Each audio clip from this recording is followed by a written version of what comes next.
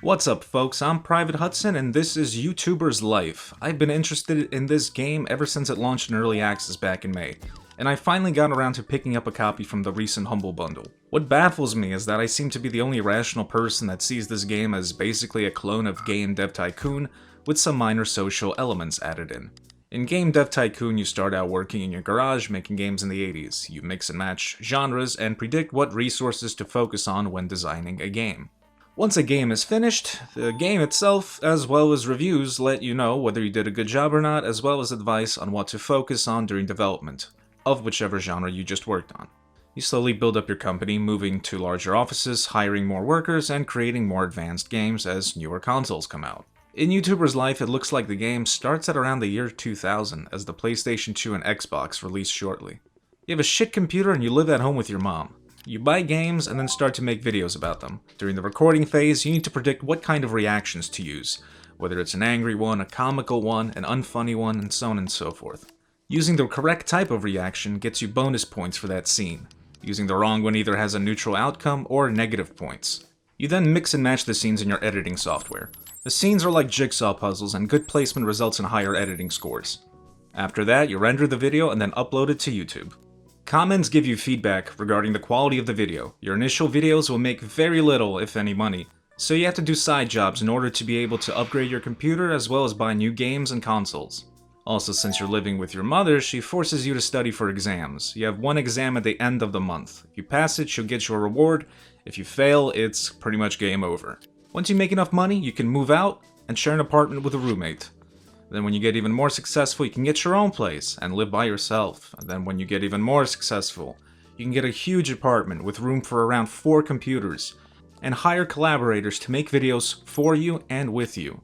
Aside from a gaming channel, they recently added the ability to create a music one, and starting December 15th, they will add a cooking one. I think the next channel that they should add to the game is a fake prank channel, as that is clearly the best way and the quickest way to get popular on YouTube. I do like the idea behind YouTuber's Life, but the game at its current state is far too simple and lacks any sort of depth. The entire process of making videos never really changes, and the game itself is an extremely repetitive grind. Computer upgrades are very expensive, and each individual upgrade only has a minor improvement towards the videos you create. The initial phase of the game when living with mom is creating a video, and while it renders and uploads, you should go either to work to make some cash or go to school to study. Then when you come back home, you should eat and sleep, and by that point the previous video should be done, and then you create another one. Keep repeating that process over and over again, and once you have around 160 bucks, you can move out and live with your buddy. The game has a bad way of explaining progression, and it immediately urges you and constantly pushes you into moving out. $160 is enough for 2 months' rent. What happens if you aren't able to make enough cash afterward? It's game over. This happened to me on the next progression stage. Once I moved out from sharing an apartment with my roommate to living by myself, the game immediately pushed me into hiring a collaborator and having them create 4 videos for me. The collaborator's salary increased with every single video they made, and before I knew it, their salary was quadruple to the cost of monthly rent. I didn't have enough money and it was game over. Thankfully, the game loaded back to when I initially left my roommate, so I didn't lose much in terms of progress. It's a lot like Game Dev Tycoon, however the progress here is a lot slower. You basically do the same thing over and over and over again. To increase the length of this grind, your computer constantly breaks down, and you will either need to hire a repairman or service it yourself. As long as you're able to create decent quality videos, you will gain subs and more views with every single new video. Once the iPhone comes out, you can also start making vlogs or interviews with your phone at events that you attend. You occasionally get games for free from people requesting that you make a video about it, as long as it's made by a certain deadline. If you meet the deadline, you get a cash reward. If you don't, nothing bad happens really, aside from you still getting a free copy of the game. The person who requested the video gets upset, but the social aspect in this game is so terrible that it doesn't really matter. They even sometimes ask you to make videos for games that you don't even own the console for. What the fuck, dude?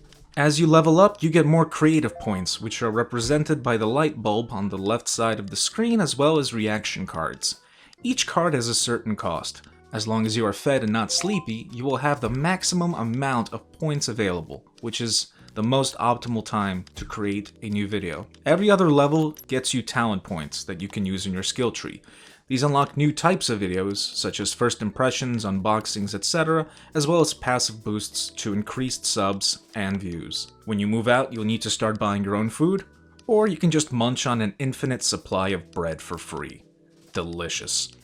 Aside from video creation, there is a social side of the game. You can have friends, you can be in a relationship, you can attend events, and you also have haters. But all this is awful and pointless. When I was living with Mom, some guy kept coming over and kept asking me to go to parties with him. These parties consist of nothing more than a task that you have to complete in 5 minutes in order to get an exclusive item at a discounted price. This task involves getting 5 phone numbers from people at the party. In order to do that, you have to build your relationship up with them by talking to them. The amount of topics available for conversation is fucking pathetic. And if you pick a topic that they do not like, they will immediately get pissed at you. These parties become pointless once you have everyone's phone number, since the task required to get these exclusive items never changes. Aside from parties, you can go to the movies. There you can walk around and talk to random people about the same 5 to 6 topics that exist in the game. Then you walk into the movie itself, sit down, and talk to whoever you decided to go with to the movie for 1 minute about the same stupid, worthless shit. There's also conventions that you can get invited to. A game convention has you complete a minigame in order to get a discount on an exclusive game. It's literally the same shit as the party, just reskinned. Lastly, there are product reveals. These usually revolve around new game releases. You go and you watch someone go blah blah blah blah blah blah blah blah blah blah blah blah in this fake, awful, made-up language, and then play Where the Fuck is Waldo in your attempt to find the company representative in order to get a free copy of whatever game that just came out. This is an exact reskin of going to the movies, but with a different task to do. And that's it. That's basically it. Your relationship level with people is incredibly easy to max out, as there are only 2 stages. And the only way to progress from there is for them to become your significant other. Eventually, you can marry them and have them move in with you.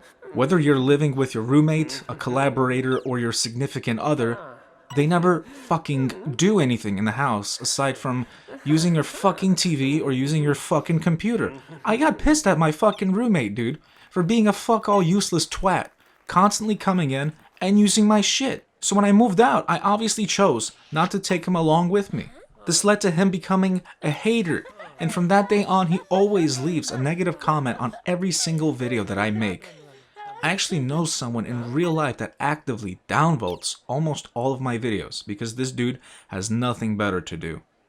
Fucking Burrito Galaxy, dude. There are also at least 2 people on Steam that downvote every single Steam review that I post up there. So this hater classification and this behavior, this is actually a pretty accurate representation. The roommate went all out of his way of showing his hater status. That when I moved into this big, fancy apartment with room for 4 computers, he came in and stole my collaborator away from me, and now she is a hater too. Fucking unreal, dude. What the fuck, man? What did I ever do to you? All you ever fucking did was use my computer whenever I needed to make a video. Fuck you, dude. Overall, my opinion of YouTubers' life is a mixed one. I put in around 9 hours before I decided to stop playing because I got bored. The entire game is repeating the same process over and over and over again, with only minor additions to said process that become available as you level up and earn more money. The social aspect is so bare bones, and it doesn't look like they put any time or effort into it. It's also very strange that only friends can become collaborators, not your significant other or your wife. I'm also kind of scratching my head at the amount of copyright infringement that's in this game. Sure, it doesn't use any real-world names, but your phone looks exactly like a BlackBerry. The next phone is identical to the iPhone. And the consoles look exactly like the real ones. Come on, dude. The original Xbox has the fucking logo on it. There's even a fucking Pikachu hat, dude. A Pikachu hat. How these folks have not gotten in trouble yet is amazing. Since the game launched in early access, to me, it doesn't look like much has been added to it, aside from a music channel, the upcoming cooking channel, as well as general bug fixes. Even in the music channel, you still do the same thing, you make videos. I did enjoy most of my time with YouTuber's Life, however, once Battlefield 2 came out and I sat there cranking out one Battlefield 2 video after another, with each subsequent video being more popular, I realized that this is the entire game in a nutshell. That's it. The developers really need to add more activities and give you a reason to have friends, to be in a relationship, and to go to events. Because currently, all of those things they're nothing more than a waste of time. YouTuber's Life definitely has potential, and I love these types of management games, where you start all the way from the bottom and build yourself up to the top. However, in its current state, it is incredibly shallow and lacks content in general.